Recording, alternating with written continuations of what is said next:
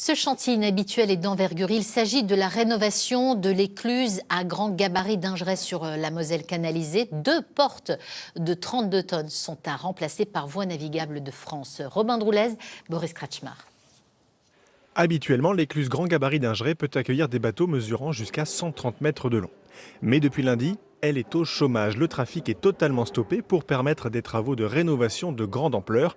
Un chantier local qui s'inscrit dans un plan transdépartemental.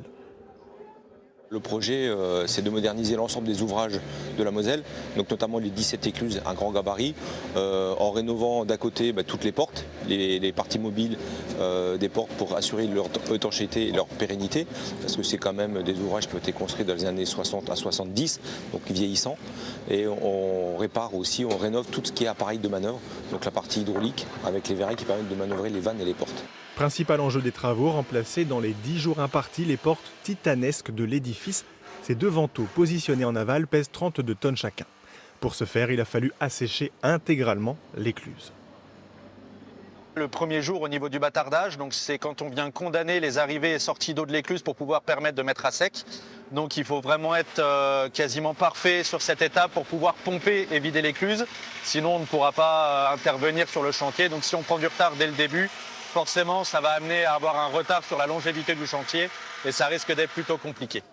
Un chantier qui doit aussi permettre à Voies navigables de France de moderniser l'ouvrage d'art et mettre en place l'automatisation.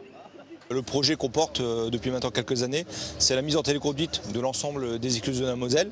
Donc ça veut dire qu'au lieu d'avoir un opérateur sur site pour manœuvrer et faire passer ces bateaux, ils sont regroupés sur ce qu'on appelle la PCC, à partir duquel ils vont pouvoir commander plusieurs écluses d'un seul site. Et du coup, il n'y aura effectivement plus personne sur l'ouvrage.